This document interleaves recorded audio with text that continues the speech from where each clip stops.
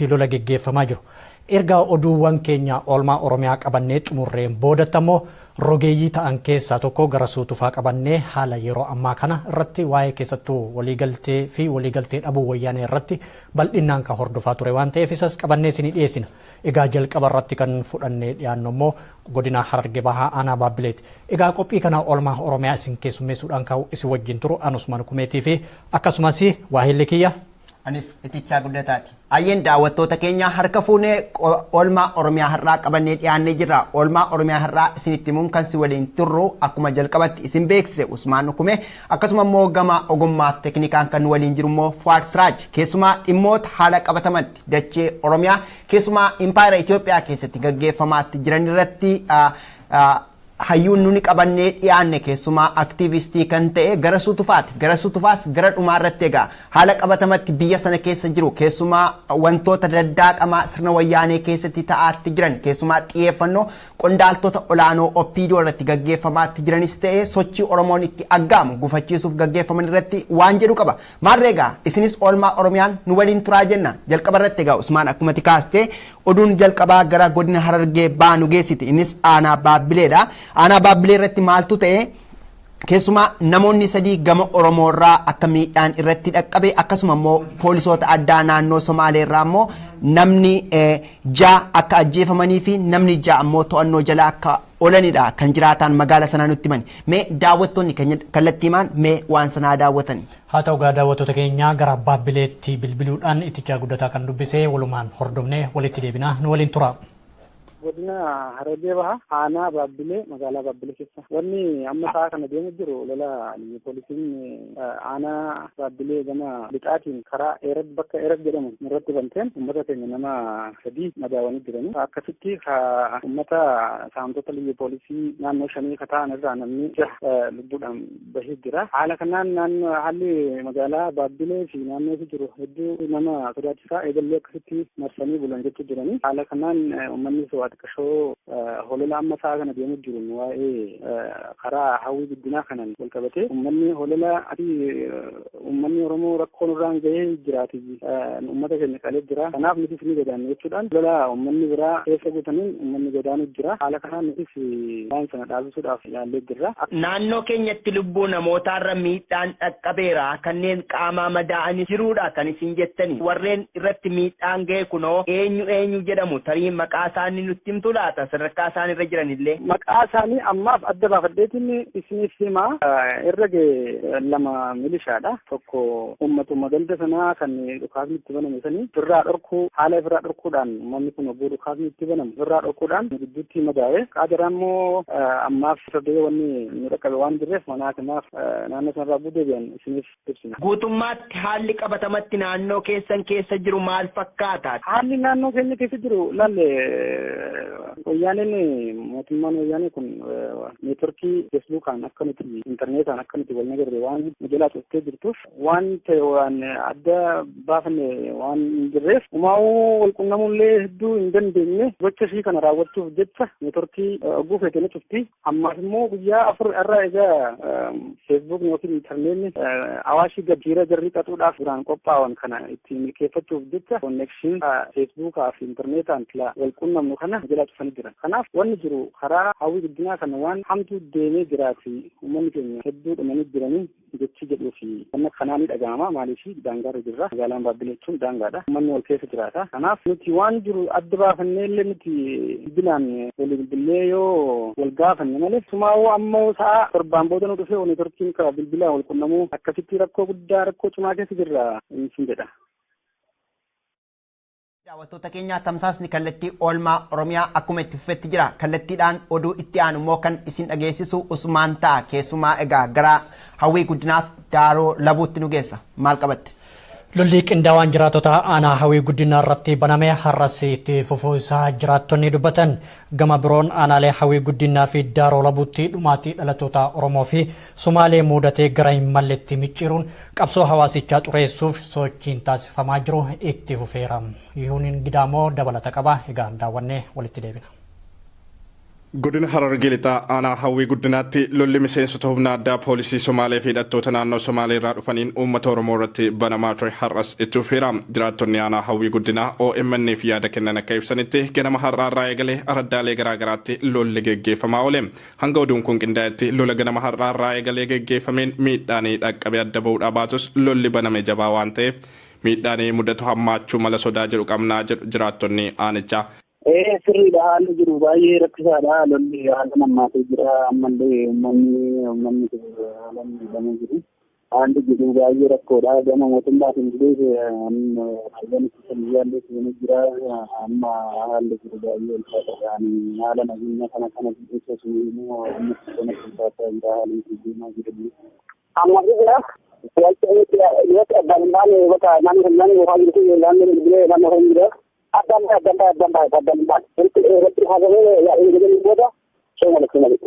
Somaaliidha. Lola jimaata darbee jiraattota aanaa hawwii guddinaa irratti banameen dhalattoonni Oromoo 30 ta'an lubbuu isaanii dhabaniiru. Jiraattonni aanaa hawwii guddinaa kan himan qabeenyii fi manni jiraattotaa hedduunis humnootuma nageenya hawaasaa goolan kanaan barbadaa'eera. Jiraattonni aanaa hawwii guddinaa hedduun rakkoo nageenyaa mudateen wal qabate qe'ee isaanii barbadoofteetti. Hedduunis lubbuuf Jiraattonni aanaa hawwii guddinaa hedduun rakkoo nageenyaa isaan mudateen wal qabate qe'een isaanii barbadoofteetti. Hedduunis lubbuu fi baraarfachuuf jecha qe'ee isaanii buusanii kuun gara bosonaatti kuunis gara aanaa ollaa daaroo labuutti dheessanii jiru. Rakkoo mudate jala lubbuun ooluuf jecha jiraattota aanaa hawwii guddinaa gara aanaa daaroo labuutti dheessanii jiran keessaa nama tokko bilbilaan dubbifneerra. Rakkoo hamaaf saaxilamne jirra qaama nuuf birmatu hin arganne jedhan. Haala daran ulfaataa isaan mudate jala lubbuun ooluuf namoonni bosonaa fi iddoowwan garaagaraatti dheessanii jiran balaa biraaf saaxilamaniiru. Hatattamaan qaama walitti isaan qabee gargaarsa midhaan nyaataa fi bishaan dhugaatii dhiyeessuuftu barbaachisaa jedhan. Har'a araddaa ibsaati irratti ni amma aanaa daaroo labuu keessa jira. Araddaa ibsaa irratti amma ganama kana jeequmsi ta'eera kan jiran ni jira yeroo darballee haala uummanni baay'ee qabeenya isaa ari'amee araddaa ibsaa irratti walitti qabamee jira. Akkasumas immoo namoonni illee haalaan miidhamee jira. Wanni nyaataallee waan nyaataallee hin qabne haaloon hojjechaa jiran tooleen itti jedhanii jechuudha. Waan nyaataallee warreen uummanni buqqa'ee qabeenya fi qe'ee isaa irraa manni jalaa jibatee jalaa dheessee misiraalee jira. Amma jechuun haalli wanti tokkollee wanti godhamu hin jiru naannoo sun naannoo gammoojjiidha bishaan dhugaatillee hin argatanii waan nyaataallee hin qabanii nuti birmaddaa maaloo jechaa jiru nuti immoo nageenya sodaa nageenyi jiruuf uummanni illee gargaarsa waan kenneef hin jiru amma gama mootummaatiin illee waan kennameef hin jiru. Haalli namoonni kunniin jireenya isaanii idileetti deebi'uu danda'anis gamanumaan itti yaadamuu akka qabuuf dhaamaniiru. Gocha suukanneessaa humni addaa poolisii Somaalee waraana raayyaatti isaan deeggaramu jiraattota aanaa hawwii guddinaa irratti raawwatan kana hordofuun aanaa daaroo labuuttis miidhaan jabaan lubbuu namaa fi qabeenyaarra ga'uun ni yaadatama. Haala mudateen aanaa daaroo labuutti lubbuun dhalattoota Somaalee hedduun darbuu fi lola qindaawaa humni addaa poolisii Somaalee fi waraanni mootummaa uummata irratti bananiin ammoo dhalattoota Oromoo irrattis gaagaamni cimaan dhaqqabuun himameera. Hawaasa nagaa barootaaf kabajaa fi jaalalaan waliin jiraate walitti buusuuf shiraa xaxaa kan ture sirni abbaa irree Itoophiyaa gocha aanaalee lameenitti mudate kana hololaa fi itti dhimma ba'uuf xiyyeeffannaan hojjechaa jiraachuu jiraattonni aanaalee lameeni ibsaa jiru. Guyyaa kaleessaa humni raayyaa ittisaa reenfa dhalattoota Somaalee aanaa hawwii guddinaatti lubbuu isaanii dhabanii bakka awwaalame qotee baasuun waraabbii viidiyoo raawwataa ooluusaa kan dubbatan jiraattonni. Namoota dheengadda lubbuun isaanii darbee awwaalaman qotanii baasaa jiru makkalaakiyaan waan jedhu dhageenyeerra sanoo wanta adda baafattan qabdu. Kaleessa moo? Maaliif baasna jedhani wanti isin hubattanoo jira wanti isaan dubbatan?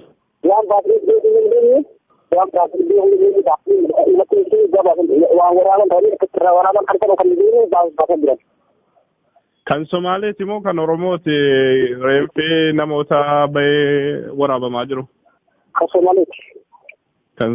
Nama hedduutu dhume achitti? Nama baay'ee kan Oromoo irraa hoo miidhaan dhaqqabe cimaadha? Nama hammam ta'a? Oromoo 30tu dhume? Aanaa daaroo labuuttis reenfa dhalattoota Somaalee bakka awwaalame baasuun waraabbiin raawwatamaa tureera. Kunis gara bakka biraatti fudhatamaniiru. Kaayyoon reeffaa awwaalame qotanii baasuun waraabbii viidiyoo raawwachuu qabsoo uummanni Oromoo yeroo dheeraaf karaa nagaan taasisaa jiru cilee dibuuf gochaa ta'ee jedhamee raawwatamuu fi garaanii hawaasichaa akka walitti hin fayyineef jibba biraa facaasuuf yaadameetii jedhu namoonni dhimmicha irratti yaada kennan.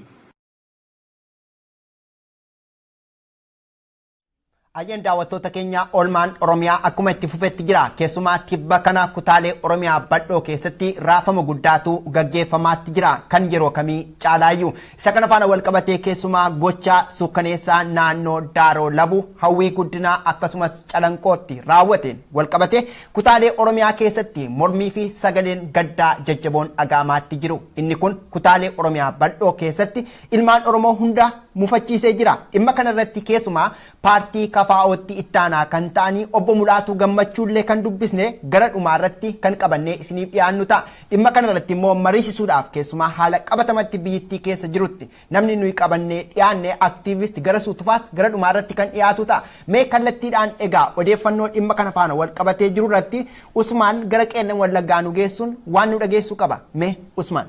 Achi dura iticha akkumaati jettee godina Harargee lixaa irratti ammas duulli lolaa yookaan weerartoota itti fufee jira. Fakkeenyaa fi humni addaa poolisii naannoo Somaalee ammas weerara biyya Oromiyaa irratti geggeessaa jiru bal'inaan geggeeffamaa jiraachuu odeeffannoon gamasii nu dhaqqabee mirkaneessa. Weerartoota kanaan miidhaan namoota irra dhaqqabee kan jiru godina Harargee lixaa aanaa Doobbaa irratti akka ta'e jiraattonni naannawaa nuuf ibsanii jiru. Mee ammas daawwattoota keenya jiraattota aanaa Doobbaa dubbifneetiin kan qindeessine dhageeffannee walitti deebina. Godina Harargee lixaa aanaa Doobbaatti gaafa 17 ji'a 12 bara 2017 dhahamee ture. Sababni inni dhahameefis lolli poolisiin ummata Oromoo irratti banteen inni immoo jara biyyaaf irraan itti beekuudhaan ummata bira dhaabbate yeroo ummata bira dhaabbatu korobittinneessaa keessaa namni maqaan Ahmadee Aadam jedhamu kan aanaa Doobbaa dhahamee hospitaala Ciroo dhufee nuti immoo gama keenyaa wanni gooneef tajaajila guutuu goonee fi rifaroo xiqqishoo harka isaa kanarra waan miidhameef nama akkaan jabaati gara magaalaa Finfinnee rifarii barreessisiifnee fi waan jiru waan qabnuun gargaarree ergineera. Namuma tokkochaa kan rukutame guyyaa lola ta'e saniin. Eeyyeen isa qofaatti rukutamee kan miidhame isumaa kun injifannoo korobittinneessaa fi milishaa Oromiyaatiin injifannoo galmoiteera ummata baay'ee miidhaniira kan lubbuu baasanillee jiru isaan. Amma hoo haalli jiru maal fakkaata erga sanirraa jalqabeeti? Haalli jiru kaleessallee akkasumatti itti fufee lolli poolisiidhaan humna qindaa'aa mootummaan qindeesseen ummata nagaa irratti banaa jira. Ummanni garuu waan qabuun dura dhaabbatanii ifirraa deebisaa jiranii amma fuulletti wal eeggachaa jiranii jechuudha wallaalaa jiran ummanni keenyas naannoo sanii ummanni naannoo biraatii fi naannoo keenya akka dhimma kana birmattanii haalli intarneetaa waa hundinuu addaan mummuramee waan jiruuf waan qabdanii nutti dhaadhaatii nu bira dhaabbataadhaa jechaa jiran ummanni naannoo Doobbaadha. Tole haalli kun nagaaf tasgabbii argataa hin jiru akkam ta'uu qaba jettanii yaaddu isin jiraattonni naannoo saniif?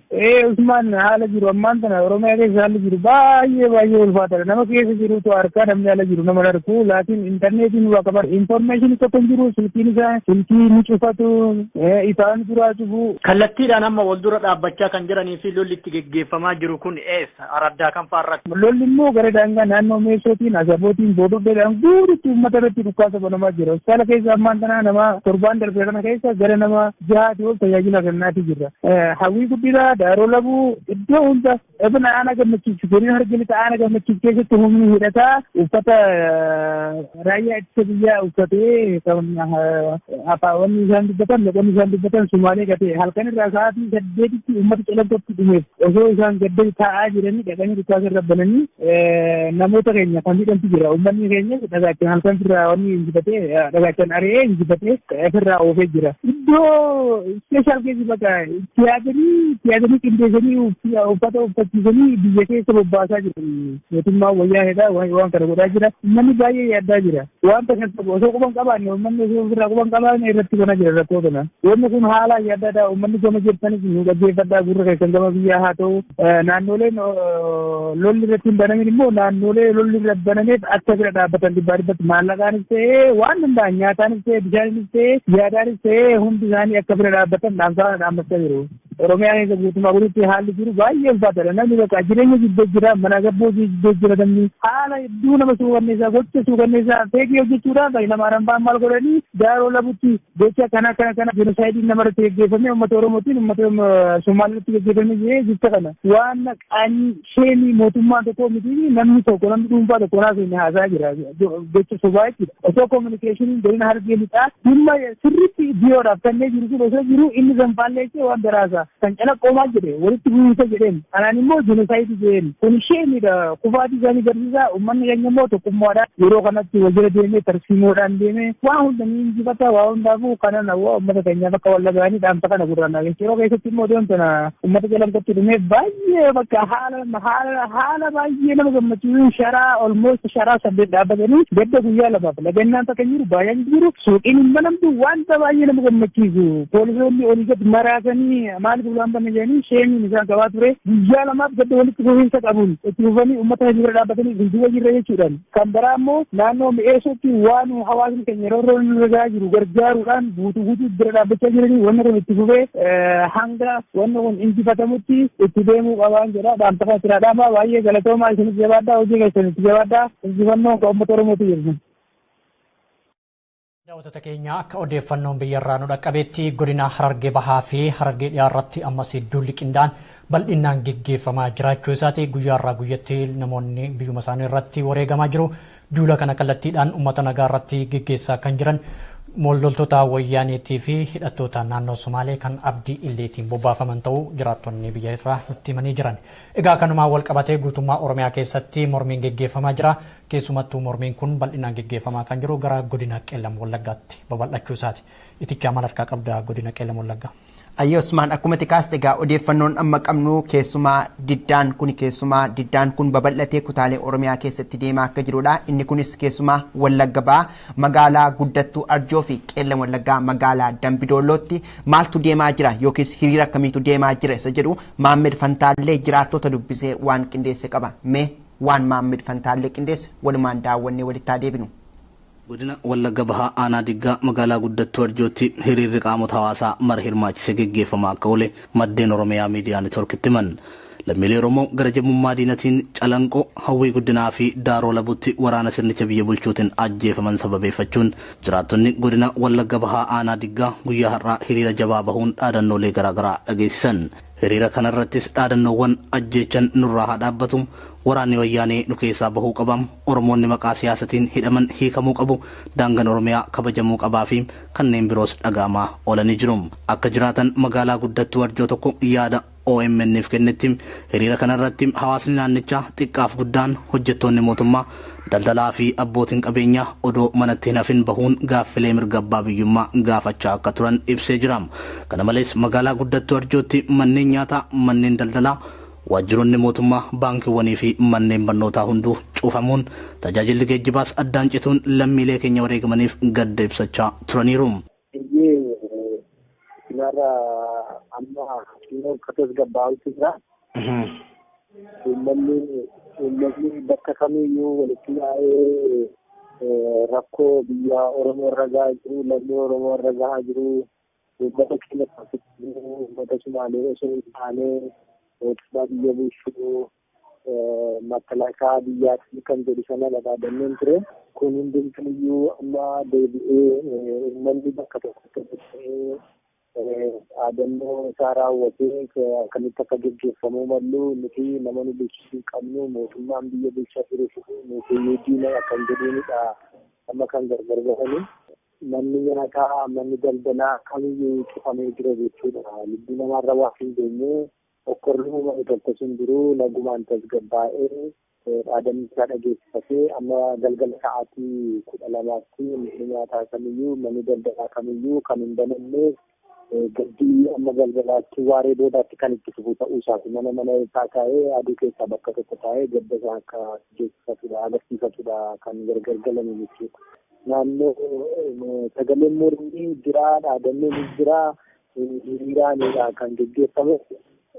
Amma namni kamiyyuu hojjetaan abbootii qabeenyaa barataa barsiisaa waajjirri hundumtuu cufaadha jechuudha. Guutummaatti konkolaataan karaa gimbiidhaa gara Naqamtee deemu, Naqamteerraa gara Gimbii deemu cufameeti jechuudha kan oole. Magaalaa guddattuu argeera.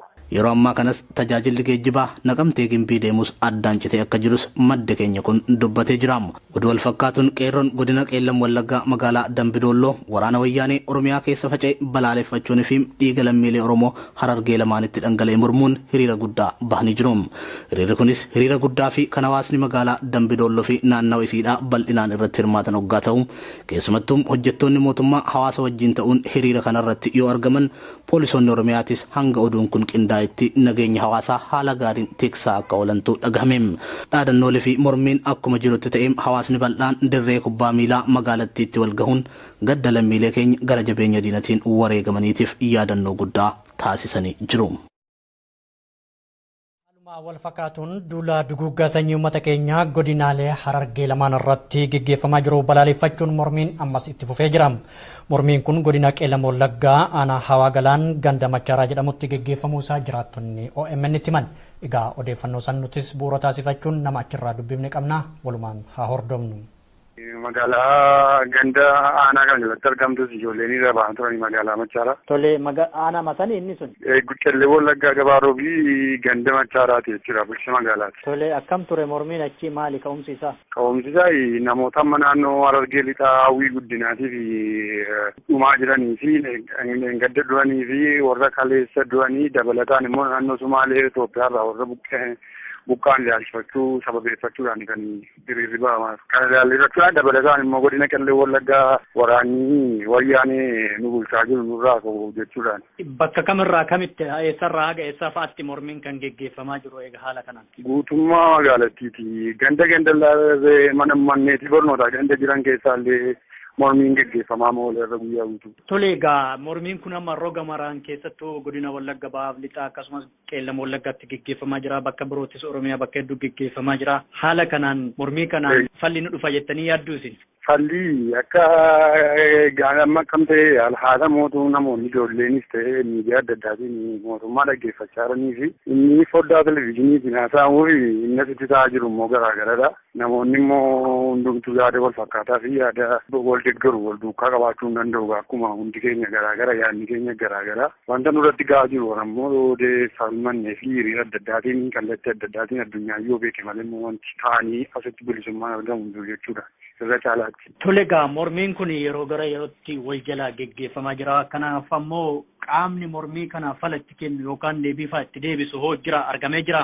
Har'a asilaan akka godaanaa keenya jirutti qaamni dhufee deebisu hin jiru gaaffii jiru fuudhanii nus humna keenya ol waan ta'eef qaama oliis ni gaafanna. Waraana kanas nu miti kan waame godina miti Oromiyaan iyyuu hin beeku. Isaan immoo sunu jiru immoo darbanii ijoollee tokko barataa tokko yookiin uummata tokkoon tuqanii jiranii uummata waadaa galanii kanaan duras kaleessas jechuudha. Deebiin argame jiru amma ammaatti hin jiru. Yeroo kanatti uummatichaa fi bulchiinsi aanaa keessanis haa ta'u qaamonni mootummaatiif hawaasichi walitti dhufeenyi maal fakkaata? Qaamni miira isaanii gidduu jiru hoo maal fakkaata? Amma walitti dhufeenyi jiru isa duraanirra baay'ee fooyya'aadha. Isaanii kanaan dura hiriirrituu ba'amuu miti. Ijoolleen qindaa'anillee nama lama sadii yoo deeman yookiin hiriirame yookiin ijoollee walii wajjin mari'atanii sadarkaa poolisiin Oromiyaa qawwee dhukaasuu qaama biraa waraana waamanii 2008 2006 akkanatti nu garasiisaa ba'anii. Amma garuu isaan ofii isaaniitiifis baay'ee sodaatanii jiru. Uummata wajjin amma isa keessa isaanii hin beeknu malee afaaniin gara uummataa jiru. Wanti isaan haasa'aniifis maal? Tole kanaan wal qabatee uummata Oromootiif dhaamsi qabda yoo jiraate. Dhaamsiin qabu haala danda'ameen bakka jiramu uummatni Oromoo hundumtuu of eeggannoo guddaa gochuudhaan qabsoo kana itti fufuu qaba malee wanti nuyi televezyiinii keessa ilaalluu fi lammaffaarra dhageenyuu fi innis ganda keenya keessatti ta'aa jiru waliin ilaallatu. Haalli isaan itti deemaa jiran kun tooftaa wayii hin fakkaata. Kanaaf haala of eeggannoo qabuumtu adeemamee gaarii kan jira hundumsa. Tole hedduu galatooma. Eshi galatoomaa siin jira. Ayyan daawwattoota keenya daawwachaatti kan jirtan kun oolmaa Oromiyaati. Keessumaa Oromoof Oromiyaan dachee Oromiyaarra jiran akkamitti oolanii haalli nageenyaaf tasgabbii naannoo sana keessa jiru maal fakkaatas jedhu irratti oolmaa Oromiyaa namoota kutaalee Oromiyaarraa kan dandeenye qabannee kan isiniif dhiyaannedha. Oolmaa Oromiyaa har'aa isinitti himuun kan si waliin jirru an itichaa guddataa waa'illi koo Usmaan Dhukumee akkasuma immoo gama ogummaaf teknikaan kan waliin jiru immoo Fuad Siraj. Keessumaa gara dhumaarratti immoo keessumaa addaa godhannee haala qabatamatti impaayera sana keessatti gaggeeffamaatti jiru irratti aktiivist Garasuu Tufaas qabannee dhiyaanneerra. Gara dhumaarratti Garasuu Tufaas qabannee kan isiniif dhiyaannu ta'a. Haaluma wal fakkaatuun paartii jabaa biyya sana keessa kan jiru keessumaa paartii Koongirensii Federaalistii Oromoo bakka bu'uudhaan kan nuyi haasofsiisne obbo Mulaatuu Gammachuus dhaamsa Oromoota biyya keessaaf biyya alaaf dhaaman qabu. Isas waan dhiyeessinu ta'a. Maarreegaa nu waliin turaa isiniin jenna. Odeeffannoon ammaa kan isheen nu geessitu keessumaa godina Iluu Abbaaboor magaalaa Mattuutti. Iddoo kanatti haala sarbaminsa mirga namoomaa saba Oromoo irratti ga'aa jiruu fi duguuggaa sanyii mootummaa wayyaaniidhaan raawwachaatti jiru mormuudhaan wayita isaan sagalee isaanii dhageessan taajjabna. Haaluma wal fakkaatuun achuma aanaa buree kan jedhamtu Iluu Abbaaboor keessa jechuudha. Iddoo sanatti immoo namoonni karaa seeraan alaa bifa kontirbaandiidhaan daldala garaagaraa irratti bobba'anii jiran keessumaa qaamota meeshaa waraanaa hidhatan humna raayyaa ittisa biyyaa ta'uudha kan jiraattonni dubbatan. Egaa kanaaf kan kana fakkaatan irratti Usmaan Abdulaatiif waan qindeesse qaba. Walumaan haa dhageenyu. Uummanni Oromoo Orooroo sirni wayyaanee sirraan gahaa jiruuf uummata okkolee hin beeknee fi saba haqaa fi mirga isaa kabachiisuudhaaf diina isaa sakaalee tooftaan irra aanuun jijjiirama gaarii biyyattii keessatti mul'isaa jirudha. Shirri uummata Oromoo fi sabaa sablammoota biraa walitti buusuuf diinni kun xaxaa jirus harkatti fashalaa irratti argama. Dammaqinsi Oromootaa fi lammiileen biyyattii horatanis kanaaf ragaadha. Ajjecha jumlaa sirni wayyaanee ilmaan Oromoo irratti raawwataa jiru mormuun godina Iluu Abbaaboor magaalaa Mattuutti hiriirri guddaan kaadhimamtoota kolleejjii barnoota barsiisota Mattuu fi hawaasni magaalatti guyyaa kaleessaa gaggeessanii jiraachuun dhagahame. Jiraattonni gochi mootummaan biyya bulchaa jiru raayyaa ittisa isaatti fayyadamuun hawaasa nagaa irratti raawwate akkana kan isaan dallansiise ta'uu himanii humnoonni gara jabummaan gocha suukanneessaa kana dhaqqabsiisan to'annoo jala oolfamanii seeraaf dhiyeeffamuu akka qaban gaafatan. Hiriira dallansuun guutame kan qaama hawaasaa mara hirmaachise kanarratti bulchaan godina Iluu Abbaaboor obbo Namarraa Bulii argamuun ajjechaan lammiilee Oromoo irratti gaggeeffamee fi gaggeeffamaa jiru kan isaan gaddisiise ta'uu himanii mootummaan naannoo Oromiyaas humnoota kana seeratti dhiyeessuuf hojjechaa jira jedhan. Barattoonni hiriira kanarratti argamanis ejjennoo barnoota keenya daqiiqaa tokkoof illee osoo danquutin barachaa qabsoofna qabsaa'oo baranna murtoo irra gahuu dubbatan. Barattootaa fi hirmaattonni hiriirichaa marti dhaadannoo ajjechaan lammiilee keenya irraa haa dhaabbatu. Qaamni humna waraanaa hayyama mootummaa naannoo Oromiyaatiin ala Oromiyaa keessa galchee haa gaafatamu. Raayyaan ittisa wayyaanee Oromiyaa keessaa haa ba'uu fi kanneen kana fakkaatan dhageessisaa oolan. Hiriirri kun nagayaan jalqabee xumuramuufis hirmaannaan foollee fi poolisii Oromiyaa guddaa ta'uun himame. Gama biraatiin godinuma kana aanaa bureetti konkolaachisaan miseensa raayyaa ittisa wayyaaneeti zayita seeraan alaa mootummaa naannoo Gaambeellarraa fe'uun osoo gara magaalaa Goreetti imalee faayidaa hin malle argachuudhaaf qarshii 20 fudhachuuf wayitaa imalaa jirutti aanaa buree iddoo addaa kellaa jaamutti gaafa muddee 15 bara 2017 halkan keessaa naannoo sa'aa 5 fi daqiiqaa 20 ta'utti odeeffannoo hawaasarraa argameen poolisii Oromiyaatiin to'annoo jala oolfamee hidhaa fi adabbii maallaqaan adabamee jiraachuun dhagahame. Magaalaa Bureetti kontorbaandistoonni qabeenya uummataa duguugan ugguruun akka amaleeffatamu jiraattonni dhaamanii zayitiin seeraan alaa miseensa raayyaa ittisaa kanarraa fuudhames hawaasa aanichatti gurguramee galiin isaa lammiilee Oromoo qe'ee fi qabeenya isaaniirraa wayyaanee fi mootummaa naannoo Somaaleetiin buqqaafamaniif akka oolu manni murtii aanichaa murtee dabarse. Himatamaan kun ajajaa dhibbaa milkine haayiluu konkolaachisaa raayyaa ittisa biyyaa hoggaa ta'u seeraan alaa konkolaataa raayyaa ittisaa lakkoofsi gabateessaa Maaka duwwaa 481 taheen zayita seeraan alaa baay'inni isaa jirkaana 320 leetira 6,400 gahuun deemaa ture. Manni murtii aanaa burees galmee murtoo ariifachiisaa jaamuun beekamuun dhaddacha akka lakkoofsa Habashaa gaafa guyyaa 7 baatii 4 bara 2010 ooleen dhimmicha irratti ragaa mirgaa fi bitaa laaluun himatamaan himanitti dhiyaate waakii tokko malee akka hojjete waan amaneef hidhaa waggaa 2 fi baatii 2 akkasuma qarshii 20 adabe. Zeenni qabamee tilmaama qarshii 100 fi 53 fi 600 kan baasu wayita ta'u qabsoo taasifameen horiin kun gama uummataa fidamuun danda'ame. Uummanni Oromoo Orooroo Mormiin uummata Oromoo godina gara kibbaa Oromiyaattis itti fufee jira. Haluma kanaan aanaa Shaakisoo keessatti guyyaa har'aa mormii gaggeeffamaa jiru. Loltoonni agaazii humna qabanitti fayyadamuudhaan hiriirtota bittinsuun himamee jira. Kanaan wal qabatee hidhaa fi reebichi garmalee hammaachuu isaa jiraattonni aanaa shaakkisoorraa OMN'f himanii jiru. Garasitti kan bilbille walumaan hordofnee walitti deebina. Haalli aanaa shaakkisoo keessa jiru baay'ee yaaddeessaaf gaddisiisaadha. Reebichatu jira. Hidhamiinsis akkasuma jechaan dhagaye. Haalli kun maalirraa ka'eetti kan isin mudataa jiru isin jiraattota aanaa shaakkisoo? Haalli kun ka'umsi yeroo darbe yeroo dhingiddaatti BBC'n fa'aa miidiyaaleen garaagaraa naannoo sana dhufanii haasaa wayii godhanii turanii. Haasaa sanarratti hundaa'uudhaan namooti hooggantooti dhaabbata albuuda baasu albuuda walqee isaan yaada isaan kennan irratti uummati komii qabu akkasumas dubbii ololaati homaa uummanni wanta miidhameen qabu jedhanii innaan yaada sana irratti uummati garmalee komii qabu ibsachuu fi hiriira nagaa bahuuf tikai. Kanumaan wal qabatee amma maal sababaan namni hidhame sababa saniifi?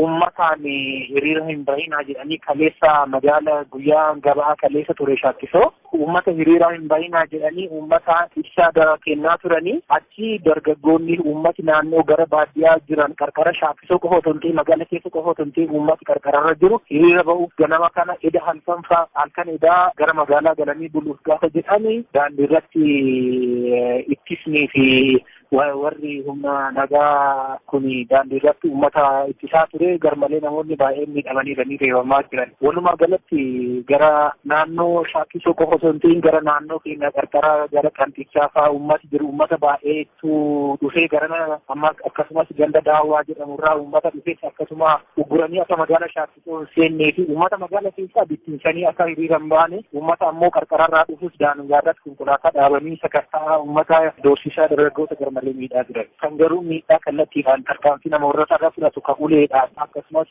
haleellaa garaagaraa namoonni godhan warra humna federaalaa. Yeroo kanatti poolisiin Oromiyaa fa'aa akkasumas milishoonni aanaa saniitiif dabalatee bulchiinsi aanaa shaakkisoo fa'aa waan uummata kanaa akka miidhamne taasisan hin jiru carraaqqiin isaan taasisaa jiran jira ammaan kana. Eeyyeen garmalee dhugaa dubbachuuf warri gama bulchiinsaatti akkasumas poolisoonni Oromiyaas uummataan waan hundumaafuun tasgabboonnaati nutis qaama barbaachisu waliin marii goonaati tasgabbaa miira keessa galtanii wanti hin ta'inaa jedhanii uummataan wanti jedhe garmalee uummata tasgabbeessaa jiru. Kanammoo isaan seera da'oo godhatanii warri nama miidhuuf keessa uummata irratti tarkaanfii fudhachuuf deeman jiranii garuu uummatis wal dhaga'aa jira amma hiriirri yaadamisuunis haala eeggame hin baane. Hiriirri kun amma akka geggeeffamuuf karaa nagaatii fi akkasumas miidhaa fi rakkoo uummata irra ga'u balaaleffachuudhaaf malee badii biraa akka hin taane naa himaa jirtu garuu qaamonni loltoota wayyaanee amma badii uummata irratti raawwatu. Eeyyeen amma walumaa galatti miidhaa sababa godhatanii uummata miidhuuf warri karoora waan qabaniif garmalee warri bulchiinsi naannoo sanas waan sodaateeruuf humna waraanaa federaalaa waan sodaatatanii jedhu magaalli shaakkisoo akkuma beekamu humni nagaa federaalaa kun kan dhaabbata warqee Alaamuddii eeguu fi naannoo sana humna cimaatu jira. Naannoo hunda caalaa godina Gujii naannoo hunda caalaa naannoo shaakkisoo humni waraanaa garmalee jira. Gama warqee adoolaa yookaan Medirook laga dambiitiif shaakkisoo yoo fudhannee uummanni abbaa fayyadamaa ta'an jiru kan qaama biraatti itti fayyadamaa jira. Kanaaf ammoo keemikaala achi keessaa ba'aa jiru uummatarraa miidhaa dhaqqabsiisaa akka jiru miidiyaan biyyattiis gabaasee jira. Haalli sunoo akkam ta'e? Amma haaluma saniyyuu isaan koree dhaabnee koree dhimma kana qoratu dhiyootti dhufaa jedhanii koreen mootummaa naannoo Oromiyaati akkasumas bulchiinsa naannootii hoogganamu garas dhufee qorannoo barbaachisuun godhaa ammasitti nu oofsaa jedhaa jiranii deebii isaa amma kennaa jiran iyyuu kanuma. Yeroo kanatti ammoo loltoonni wayyaanee uummatarraan dararaa dhaqqabsiisaa jiru. Haalli kun akkamitti nagaaf tasgabbiin argama jettanii yaaddu isin akka nam tokkooti?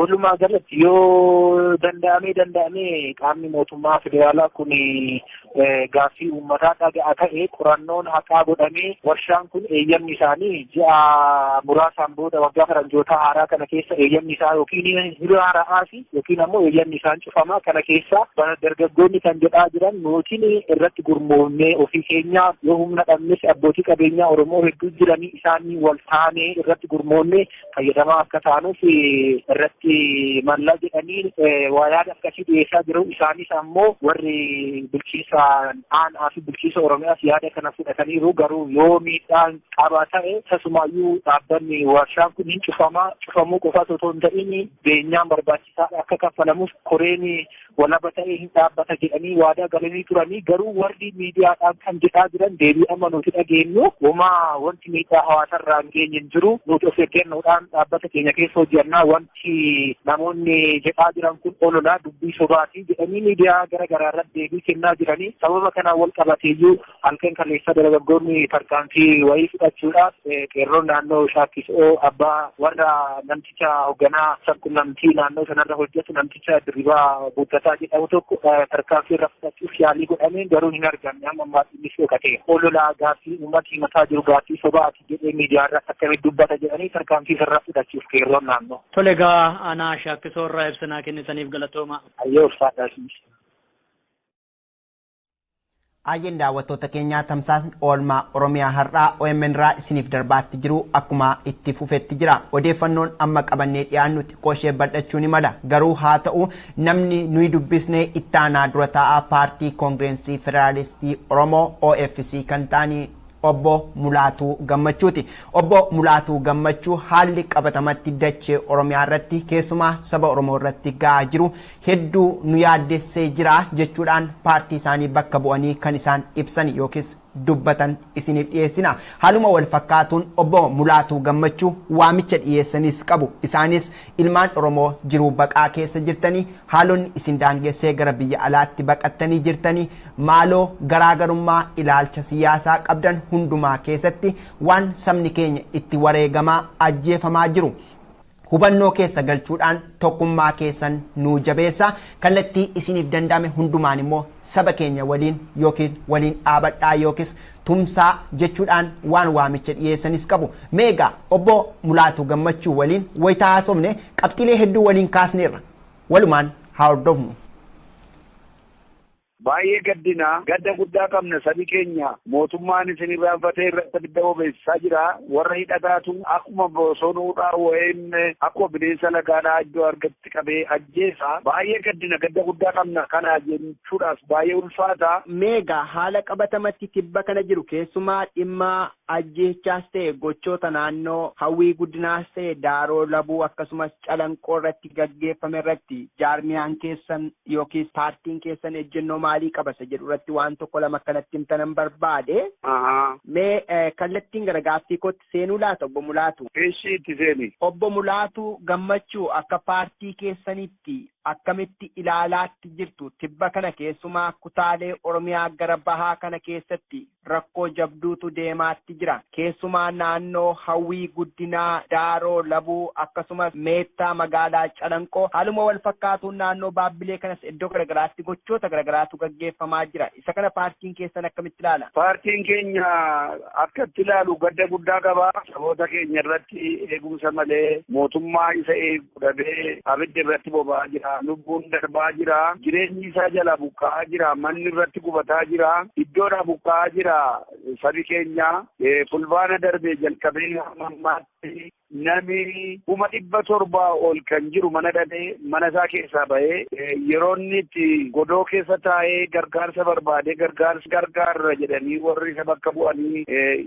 nuyi isa bushina warri jedhanii Oromoo bakka buuna warri jedhan amma hundumaa irratti gochaa jiru baay'ee gaddina gadda guddaa qabna sabi keenya mootummaan isin irraanfatee irratti abidda bobeessisaa jira warra hidhataatu akkuma bosonuudhaa wayeen akkuma bineensa lagaadhaa iddoo argatti qabee ajjeesa baay'ee gaddina gadda guddaa qabna kana jechuudhaaf baay'ee ulfaata nuuni immoo qoodnettanii karaa nagaatiin miilaa filaameedhaan walitti sillee haasofne rakkoo jiru hundumaaf fala akka inni godhatu yaaluu malee karaa gara biraa humna hin qabnu loltuu hin qabnu waan goonu hin qabnu isa kana gaa gidduunumatti teenye rakkoon sabaa kun nutti mul'ata sabi nutti maa waan goonu hin qabnu akkuma ittiin himimmaan maduguudha waan nuyi hojjetaa jirru jechuun barbaada. Obbo Mulaatuu qabxiilee jajjaboo keessumaa qabatamatti Oromiyaa keessa maaltu deemaatti jira isa jedhu kaastanitti yookiis immoo akka jaarmiyaa yookiis paartii keessanitti quuqqaa qabdan kaastanittu Haa ta'u yeroo ammaa kana biyyittii bulchaatti kan jiru immoo sirna wayyaaneeti. Sirnichi immoo gochoonni akkas garaa jabeenyummaan yookiis gochi sukkaneessaan wayita raawwate kanatti yogguu isaan ba'anii miidiyaadhaan dhimma kana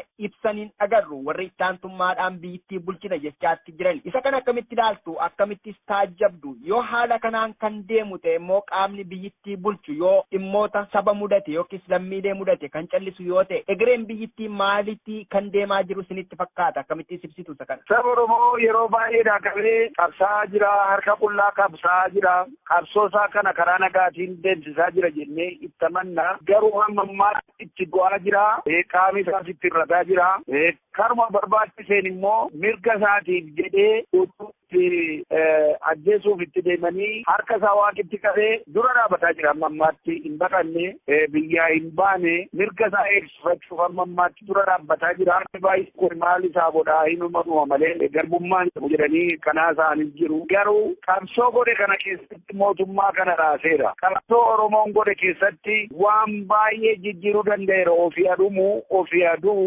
manni itti diigamu jireenyi itti babbadu iyyuu malee mootummaa raasaa jira karaa baay'ee gaaffiin gaafatu deebii dadhabuunsaa hamma ammaatti waan jiru hundumaa fi rakkina isaanitti uume hundumaa fi ciisanii buluu dhabuu isaaniitiif kun hundumaa kanaaf sababa hin ta'a jennee yaadna ammas immoo taanaan aduu iyyuu malee qabsoosaa itti fufaa kun jabaatee qabsoosaa itti fufaa amantaa guddaa qabna immoo iddoo barbaade sana hunduma gahaa jenne yoo lubbuun keessaati hin arginaa jenna booddee kun hundumtuu hafee qabsoosaa kanaan gara fuulduraatti itti finiinseeruma deemee iddoo barbaade hunduma gahaa jennee amanna warri isaa ajjeesanis warri manatti diiganis warri jireenya isaa murteessuuf karaa adda addaa adeemanis hundumtuu kana baruu qabu jennamu. Haa ta'u obbo Mulaatu qabxiilee ijoo kaastaniittu haa ta'u sochii sabni Oromoo taasisaa jiru kana immoo yogguutti sirni aangoo irra jiru kana wal dhabdee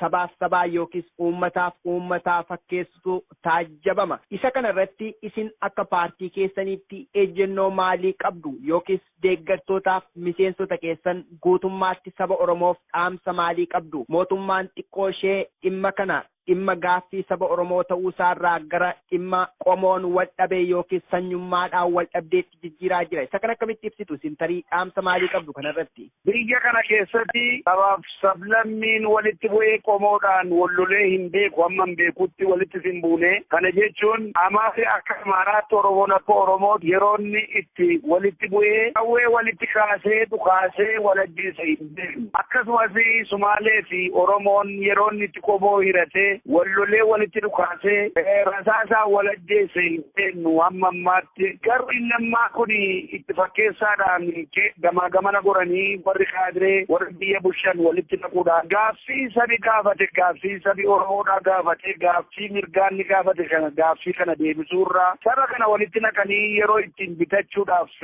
yaadi godhameedha malee sabi kun wallolees miti nuyi kana hundumaa yeroo hundumaadhaa ittimaa jirraa kanaaf sabi keenya akka hin daganne sablamni walii wajjin jiraatu wajjin nagaadhaan akka dabarsu walitti naqumsaan yoo jiraate iyyuu immoo kana obsee keessa darbee xiinxalee ilaalee isa bira waan ka'e utuu hin ta'in gaaffii saba gaafate kana gara biraatti jijjiiruudhaaf haala deemamaa jiru kana baree of eeggatee gara seechiitti tokkummaa eegee siyaasaan utuu waliin hirin lagaan utuu waliin hirin qomoodhaan utuu waliin hirin wal bukkee dhaabbatee jabaanis laafaanis jaarsi ijoolleenis dubartiinis dhiirri hundumtuu tokko ta'ee diina isaa kana wal bukkee dhaabbatee lole gara seechiitti biyya kana miti Afriikaaf kan ta'u ta'a jenneeti amantiin nuyi qabnu Oromoon saba guddaadha.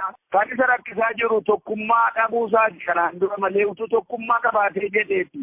Mirga sama gaafatu caalaa gonfata ture. Kanas immoo qabsoo amma kanaan dura gochaa ture keessatti garaagarummaa isaa yommuu dhufee jedhee yommuu ilaalee diinni kanatti dhimma bahee inni dhaqee garaa isaatiif garboome diina jala hiriiree isa tokko ittiin ajjeesisee jiraachaa ture inni kun amma Oromoon gara tokkummaatti yoo dhufee jedhee diinni isa dhumaa ta'uusaa bareeti. Egaa amma kan inni irratti karaa adda addaan irratti bobba'ee rakkina adda addaa irratti uumuudhaaf kan inni yaalaa jiru kana natti fakkaata. ta'a. Haa ta'u guddaa galatoomaa ulfaadhaa obbo Mulaatu tarii gara dhumaa irratti akka paartii keessanitti dhaamsa yoo qabaattan carraa isiniif hin kenna yoo hin qabaanne garuu gamanumaan nagaa isinitti dhaama. Warri bakkee jirtan keessumaa abiddi isaa amma nuyi keessa jirru isin hin gubu. Isin biyya gaarii keessa baatanii galtuu yeroo ammaa kana keessa kunoo sabi keenya nu harkatti inni kaan beelaan dhumaa jira, inni kaan immoo rasaasaan dhumaa jira, inni kaan immoo manni irratti gubatee lafa jiraatu dhagee jira. Ol adeemaa mana barumsaati ari'amaa jira. Jeequmsa guddaatu jira kanaatiif galtanii mana kanatti hin dhuftuuti warri biyya kana biyya keessan biyyatti dhalattanii biyya itti guddattanii yoo haalli toluu baatee deemtaniyyuu asirraa nun irraanfatinaa jenna nuyi sabi warri bakkee jiru. Lammaffaan immoo waliiruudhaan yaada adda addaa godhachuudhaan tokkummaan keessan diigamee isin gidduu qaawwi galee warri bakkee jirtan kun tokkummaa yoo dhabdaneettan turuu ba'eessa waan taaneef hamma dandeessanitti tokkummaa keessan eeddanii iddoo jirtaniif yoo isinitti tolleeyyuu ta'e iyyuu obsitanii obsaan dabarsitanii yeroon kun Oromoodhaaf yeroo galee yeroo gaddaa yeroo cimaa waanta ta'eef keessa darbuudhaaf karaa hundumaatiin gochii hundumaa akka gootan waliigaltee akka gootan tokkummaa keessan akka eeddan hamma dandeessanitti immoo saba sammaa keessaa baatanii rakkataa jiru kan ammoo ilaaltanii gargaaruun karaa danda'ame gargaarsa gochuun akka irratti qooda fudhattan kanan waamicha godhaa. Warri biyya keessa jiru immoo tokkummaa isaa eegee akkuma jirutti qabsoo isaa isa duraa caalaa finiinsee akka itti tuufuun kan dhaamsigoo kananii karaa kaafaa'oodhaa kennuu barbaadu. Haa ta'u guddaa galatoomaa ulfaadhaa ibsanuuf kennitaniif. Ulfaadhaa isinis Waaqayyo ija gaarii nu waliin nu argisiisu.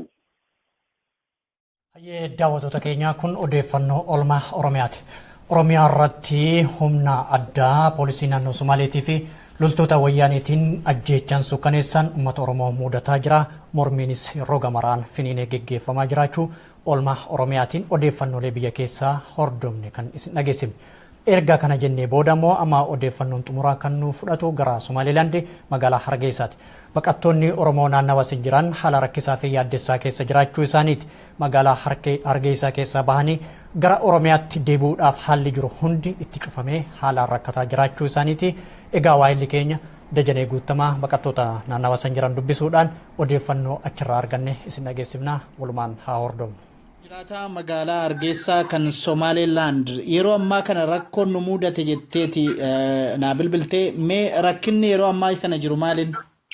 Rakkinni naannoo kan rakkina baay'eetu jira. Rakkinni jiru keessa immoo kan jira adduma magaalaa Hargeysaa Somaaliilaand magaalaa Hargeysaa keessa lafa hojii keenya hojii adda addaa lafa nuti hojjennutti nu dhufanii qabeenya nuti hojjennu nu harkaa fudhatanii nu saamanii yoo nu immoo dhiisaa inneen akkam dubbattan isin biyya keenyatti immoo nama fixaa jirtanii nama keenya biyya keenya nama maancaadhaan biyya keenyatti nama ciistanii biyya keessanitti nama ciistanii nama keenya fixanii deebitanii immoo as keessa jiraattanii jiraachuu dandeessan isin ajjeefna jedhanii nutti foggoranii gaafa nuti mana hojiitii baanu galgalas ta'u guyyas gaafa nuti hojirraa baanu ablee nutti fudhatanii nu sodaachisu qabeenya nuti hojjenne fidaa waan isin hojjettan fidaa maallaqa fidaa jedhanii nu harkaa fuudhanii sodaa lubbuu keenyaati jecha yeroo itti ilaannee dhiibnee lubbuu keenya bitannee darbinullee ni qabnaa jechuudha gara keenyatti achi deebinee immoo lafa hojii keenyatti hojjennee jechuudha wanni nuti argannu fi galiin baasee wanti isaan duraa saaman waluun gitu jechuudha waan isa baasisan waan isaan saaman guddaadha dalagannee immoo galiin guddaan argannu saamamaa jira walumaa galatti as keessatti kanaafuu biyyatti galuudhaafis karaan nutti cufamaadha. Biduu deebinee immoo asiin karaa bishaanii gad deemnee jechuudhaaf bishaanitti immoo lubbuu keenya sodaannee jira waan ta'eef utuu karaa danda'ameen haala qilleensa irratti illee taatu qalla jechuun qunnamtii qilleensa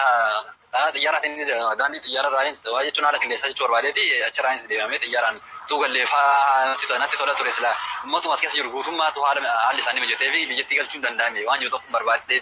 Gara biyyaatti galuudhaaf karaan cufaadha kan jettee fi maal galuu hin dandeessanii yoo galuu barbaaddan? Namni asii nu bira deemee qabamee amma hidhaa jiru jira. Baay'ee rakkoodha. As keessaas kan qabame kanaan duras akkasitti nu bira qabamanii gara waggaa tokko olii lakkoofsisanii amma mana hidhaa keessa jiru. Kanaan dura jechuun shororkaa kana duras kan hidhamee amma iyyuu mana hidhaa keessa jira maqaa Oromootiin gaafa masii ka'ee gaddeemu. Eessatti hidhame? Kana hojii wal qabatee kan hidhame as keessa Somaaliilaand kana keessa kan qabame asuma dirree xiyyaaraati lafuma kana iddoo kana jiraata asitti tasa too waraana deemaa jiru qabame jechuudha. Qabeenya isaa maal jennee dubbii Oromummaa bas waan Oromummaatti yoo jalqabsanii irra waggaa tokko guuteera erga hidhame. Namoota biyya kana keessaa qabamanii Itoophiyaa geeffamanii hidhaman hedduutu jiru jechuun keessumaa Jijjigatti qabamanii Jijjiga darbuu dadhabanii achitti hidhamanii hanga ammaan tana hidhaa waggaa tokko lakkoofsan ni jiru. Kunis otoo nu baay'ee furmaata nuuf godhees jechuun otoo nu baay'ees nuuf furmaata jechuu barbaadeeti. Lammaffaa immoo kan as keessa jiru sodaa lubbuu isaatiif jecha akka itti jiraatu dhabee dalagatee jiraachuu danda'u Kun immoo furmaan itti godhamee haala qilleensaa irraanis ta'u haala daandii haala eegumsa qabuun otoo biyya kana keessa dafame nu baasan jechuu barbaanneeti. Kanaan dura immoo carraan nu ga'uu dadhabe otoo ni baane inni hawwinu. Egaa kana gama kanaan bulchitoota naannoo Oromiyaatiif dhaamsa maal qabda? Walumaa galatti namoonni biyya kana keessa jiraatan baay'eetu jiru. Amma immoo lubbuun isaanii biyya kana keessatti sodaachisaa waan ta'eef jecha utuu biyya kana keessaa nu galchaniiyyuus akka uummata biyya keessa jiru sanatti sanaaf quuqamanitti akka uummata biyya isaanii keessaa manni buqqaasee biyya keenya keessa jechuun gara Oromiyaatti ol godhan isaan uummatatti nu ilaalanii biyya kana keessaa nu baafatanii.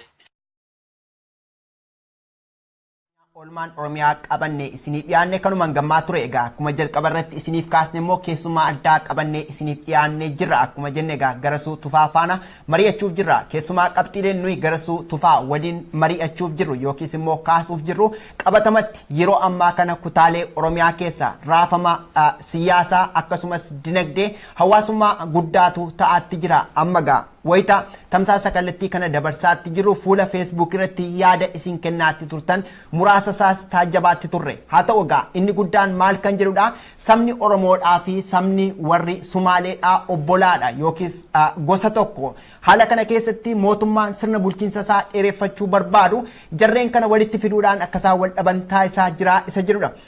Isa kana irratti egaa nunis kallattiidhaan Garasuu waliin kan taasisnu ta'a mee Garasuu guutummaatti odeeffannoo har'aa kutaalee Oromiyaa irraa qabannee dhiyaanne taajjabaatti turte yookiis nu waliin dhaggeeffachaatti akka turte argaattan ture mee egaa yeroo ammaa kana qabatamatti haala siyaasa biyya Itoophiyaa keessa jiru sana akkamitti ibsita gabaabinaan jechuma gabaabaadhaan yogguu ilaallu namoonni tokko sirni wayyaanee itti dhumatee sa'aatii 11ffaarra ga'eera yeroon isaa ga'eera kanaaf ajjeechaa sukkaneessaa raawwata namoonni jedhan jiru namoonni kaan immoo lakki ammayyuu gama nageenyaa keessumaa gama odeeffannoo fi gama humna waraanaa qaba waan ta'eef ammallee umuriinsaa fagoo ta'uu ni mala yaadonni jedhan jiru guutummaatti ati akkamitti taajjabda akkamittis ilaalta Garasuu?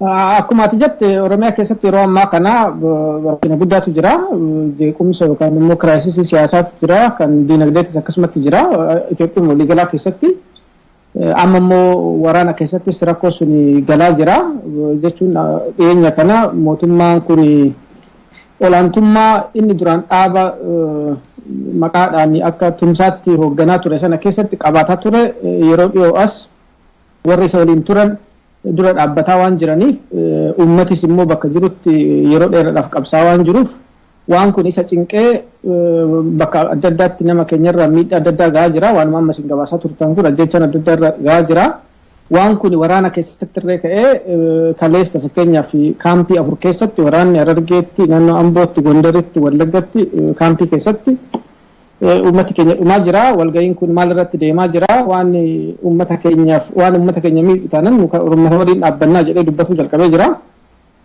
kanaafuu rakkoon duraan diinagdee keessa ture rakkoon duraan siyaasaa keessa ture akka militarii irra deemee jira kanaaf yeroon kun yeroo itti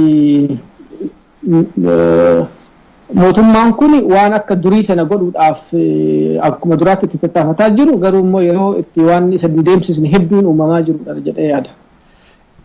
Garasuu asirratti wanni si gaafachuu barbaadu waa lama tokkoffaa koreen hojii raawwachiiftuu addawaawii yookaan TPLF'n kan hoogganamu karaa dhoksaa ta'een marii geggeessaa jiru mariin kun turee jira haa ta'u malee hagammaatti ifa godhanii wanti gadi hin ba'an hin jiru atammoo gara toora feesbuukii kee irratti odeeffannoolee jajjabaa fa'aa akka barreessaa jirtu taajjabnee jirra mee wanni isaan itti jiran maali karoorri isaanii walgahii kanaan booda maal akka jedhu odeeffannoon ati argatte tokko kana lammaffaa ibsa dhiyeenya kana muummichi ministeera Hayilamaariyaam Dassaaleeny baasan irratti yaadni ati qabdu maali? Tokko akkuma ati jette addawaaween mandayii darbe irraa jalqabee haga torban guyyaa kaleetti walgahii godhataa turan akka galee halkanitti yeroo guyyoonni isaanii jalqaba baay'een isaa kan dhumne ajandaa maal irratti haasofnaa waan jedhu irratti waliigaltee dhabuudhaani haga ammaa guututti irratti waliin gallee warri TPLF ammarree olaantummaa isaanii sana akkuma turetti tursiifatuudhaaf waan danda'an hundumaa godhanii namicha isaanii kan tika mataa tikaa ta'ee miseensa immoo horee hojii raawwachiiftuu TPLF ta'e kanarree itti fayyadamanii waan garii sodaachisaa akka bakka duraa sanatti of tursiisuu barbaadanii sana garuu keessayyuu warri OPDOtii fi warri Andamiyaa gammaarraa fudhanne Kanaaf sochii adda addaa goggodhaa jiranii sochiin kun karamitti akka inni deemu fuulduradha kan laallu garuu walgahii sun yeroo gabaabaa booda waan akka inni dhaabbatudha kan cituu danda'udha kan dhagaa jiru. Kanaafuu suni bifa sanaan jira gaaffii lammataa maal dura ture? Waa'ee obbo Hayilamaariyaam Dassaaleny ibsa isaan dhiyeenya kana kennan akkamitti ilaalta kan jedhu? Ibsi kun kan kenname eduu waan kun hin ta'in dura eduu rakkoon gaadulootti uumamni suni dura Abdii Illee fi namichi Gabree Dillaa jedhan namni biraatis isa bira dhufanii waliin haasa'anii deebi'anii waan kun hundumtuu kan qophaa'e eduu dubbiin kuniyyuu akka eduu rakkoon kuniyyuu akka eduun uumamin akka inni qophaa'e ogguma inni dubbisu yoo hoggaa argitan ta'e kan calanqoo sanadha rakkoon dura uumamee isa dhiisetti jechuun rakkoo sadarkaa adda addaa qabaatu rakkoo dura uumame tokko irratti ibsa kennitee taanee immoo rakkoo lammata uumame sana ibsitaa inni rakkoo lammata uumame sana ibseetti kan sadaffaa sana kan duraa sana immoo boodarra ibsee infaasisiin inni itti kenne xiyyeeffannaan itti kenne garaagarummaa qaba tooni inni ittiin dubbiserreedha kun inni kan argisiisu rakkinni sun hin uumamin xalayaan sun akka barreeffamee itti kennameef bifa sanaan akka qophaa'edha gaafa rakkoo sun naannoo sanatti uumamu naannoo sana marsanii akka makiinaan karaa sana hin dabarre akka silkii bilbiluu hin dandeenye akka namni hin birmanneef akka poolisiin oromiyaa irree naannoo sana hin geenye godhanii helikopteriidhaan yeroo 30 ol achi deddeebi'anii akka gabaasaa akka waraabaa turan namooti naannoo sana turan gabaasaa jiranii kanaafuu waan kun namoota dhaabota siyaasaa duraan isaa waliin turanii amma immoo isaaniin falmaa jiran kana laaffisuudhaaf maqaa wayii itti tolchanii dookumentarii sobaa wayii itti tolchanii maqaa isaanii balleessuudhaaf lubbuu namaatti taphataa waan jiranidha. Kanaafuu innis namichi waan sana dubbises waanuma inni itti kenname dubbisee innis ergamuma jiraa bakkaan ga'aa jira jechuudha. Haa ta'u garasuu qabxiilee kaaste keessatti keessumaa akka guutummaatti sirna wayyaanee keessatti daddaaqamni guddaan yookiis raafamni guddaan jiraachuusaa kaasteetta. Meegaa marsaalee hawaasummaa irratti guyyaa har'aa wanti taajjabaatti jirru immoo qondaaltota olaanoo OPDO irratti haleellaa yookiis rukkuttaa yookiis wareeggii addaa raawwachuu kan jedhus taajjabamaatti jira. Kun immoo yeroo ammaa kana OPDO'n keessumaa qondaaltota OPDO erguma sirna kanatti dhufanii namoota dhageettii argatan keessaa kan akka pirezidaantii bulchiinsa mootummaa naannoo Oromiyaa obbo Lammaa Magarsaa akkasumas itti gaafatamaa OPDO kan ta'ani Dr. Abiy Ahmed akkasuma immoo dargaggoo masii waliin barate jedhee yaadaga Addisuu Araggaa Qixxeessaa bara tokko yuunivarsiitii keessa akka turtanidha. Meegaa guutummaatti gara sanatti otoo hin darbiin garaagarummaan sanatti booda deebinagaa namoonni baay'een eeguu malutaa humna waraanaa keessatti yookiis raayyaa ittisaa keessatti garaagarummaan akka jirutu dubbatama yookiis haasa'ama jetteetta. Mee isa kana hubannoo qabdurraa yookiis immoo itti dhiyeenyaan odeeffannoo argatterraa tarii daawwattootaaf dhaggeeffattoota keenyaaf waan ifa gootu yoo qabaatte garasu. Akkuma beekamu waraana kana ajajaan isaa parsantiin irra guddaan isaa nama Tigraay keessaa kan ba'edha. Garuu waraanni jalaa parsantiin 65 ol ajajaa shaalaqaa jedhamu kana gadi jalqabee nama baay'een isaa nama Oromoo fi Amaaraadha. Waraanni dur yeroo bara dargii yookaan sana dura kaampii keessa gootee waan reediyoo mootummaarraa dhaga'amu yookaan waan ajajaan isaa itti himu qofa dhaga'a. Amma garuu guyya guyyaadhaniin informationii asirraa achi darbaa ta'u achi walitti darbaa ta'u hunda isaa dhagaa oola miidhaa uummata isaarra ga'us hin beeka. Kanaafuu akka barbaadanitti warra jalaa kan ajajanii waan barbaadan godhuun fuuldura bifa kanaan itti fufuu akka hin dandeenye bakka bakkatti waraanni gaaffii akkanaa kana kaasaa akka jiru namni informationii walitti dabarsaa akka jiru maaltu ta'uuf deema jedhee eeggataa akka jiruu fi bakka hundattuu walitti gaarreeffatee akka ta'aa jirudha informationiin achii dhufu. Kanaaf yoo isaan waan waltajjii irratti dhabaa jiran kana waltajjii siyaasaa irratti bifa duraan olaantummaa isaanii itti fufsiisuu sana yoo hin danda'amne karasitti deemna kan jedhanii amma sodaa uumuu barbaadan kana yoo waan kun waan qabatamaatti deeme ummati bal'aan finciluu qofa hin taane waraana keessa irree addaan cituunii fi waraanni baay'een keessayyuu kan Oromoof kan Amaaraa karaa uummataa goruu akka danda'u mallattoo hedduutu jira jechaadha amma kan argisiisu. Garasuu koree hojii raawwachiiftuu addawaawii walgahii geggeeffataniin boodatti fakkeenya maaltu uumamuu mala ati akkamitti taajabdaa gama biraatiin ammoo yeroo isaa walgahii xumuratanii achirraa bahanitti ammoo OPDO fi uummata Oromoo irraa maaltu eeggama? walga'iin kun waliigalteedhaan waan dhumatu natti fakkaatu guyyaa tokko lama keessatti addaan cituu danda'a jedhee yaada. Sana booda warri humna harkaa qabu kun humna aga tokko harkaa qabu kun humna isaanii kanatti fayyadamanii hogganoota jaraa kanarrattis haa ta'u waan adda addaatti harkaan fudhatuu danda'anii hogganooti kun akkanatti fakkaatutti balaan kun isaan duubatti deebi'anii fuulduratti deemanii irra waan isaanitti deemuu fi kan godhuu qaban rakkina keessa jiran waan irratti waliigaluu dhaban ummati maal akka godhuu qabu ummataaf ibsanii ummata waliin dhaabbatanii humna jiru sochoosanii humna isaanirree miidhaa uummatarree miidhaa bara dheeraa ture kana yeroo dhumaatiif ofirraa akka namni qolatu danda'utti of qopheessuudhaaf akka ummati of qopheessu godhuu waan qaban natti fakkaata jarri lachuu. Mee achirratti garasuu qabxiileen ati kaastee jira dhimma kanarratti mari'atanii gara furmaataa kan jedhu kaasteetta yoo kutaalee Oromiyaa irratti immoo taajjabne gaaffiin saba Oromoo amma gaaffii xixiqqaarra darbeera keessumaa gaaffii bilisummaa hanga jedhuudha birmadummaa kan jedhuudha gaaffiin saba Oromoo baay'ee guddateera yeroo ammaa kanatti tarii sirni amma aangoorra jiru kun wayyaaneen gaaffii Oromoo deebisuu ni danda'a bifa mareedhaan jettee yaaddaati. Rakkoo nama mul'ataa jiru iyyuu sanadha. Gaaffiin uummati gaafataa jiru sana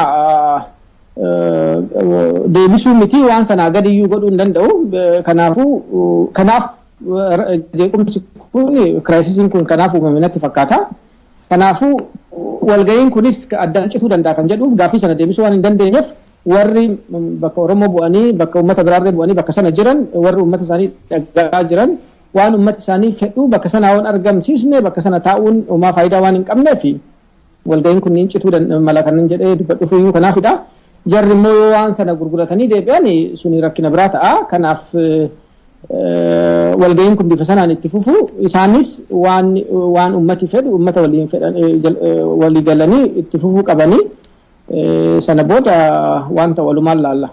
Asirratti garasuu biyyattiin gara raafama guddaatti gara jeequmsaatti imalaa akka jirtutu mul'achaa jira. Yeroo amma koree hojii raawwachiiftuudha addawaawii walgahii geggeessaa jirutti jala jalaan ammoo loltoota isaa bobbaasuudhaan wayyaaneen uummata Oromoo lafarraa hobbaasuu kan barbaadan akka barbaadan taasisuun daangaa Oromiyaa bal'inaan ammoo akka weeraramu taasisuun fakkeenya kana Calanqoo hawwii guddinaa irratti Daaroo Labuutti manni 280 amma gahe gubachuun isaa kaleessaa dheengaddarraa jalqabee agarraatti lolli gurguddaan deemuun haala kanaan biyyattii tana humna waraanaatiin bulchuun ni danda'ama jettee yaaddaati gama keetiin.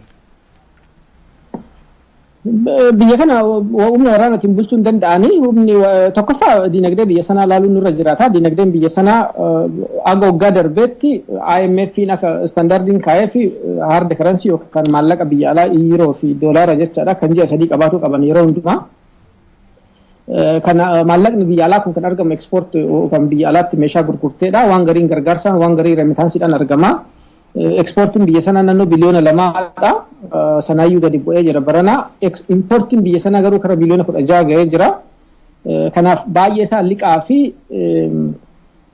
gargaarsa biyya alaatti remittansi namaaf ergamu kanaan guutanii waan suniyyuu guutuu dadhabee jira. Sana malee Itoophiyaan biyya Afrikaa keessaa 10 akka malee liqaan itti guddatee fi sanuyyuu immoo kan liqaa kafaluu hin dandeenye keessa jirti. Kara biliyoona 40 irra jira. Namni Itoophiyaa tokko hedduutti qoodamee kara qarshii birrii doolara 400 ta'a. Kanaafuu waraana biyya sana keessa guututti facaasa waggaa jirti tokkoffaa dinagdeedhaan iyyuu hin dandeessu nadaajii itti godhuu qabdaa. Waraanni waan waayee oomishuu miti waanuma jiru nyaata. Tokko isaaniif iyyuu hin danda'amu.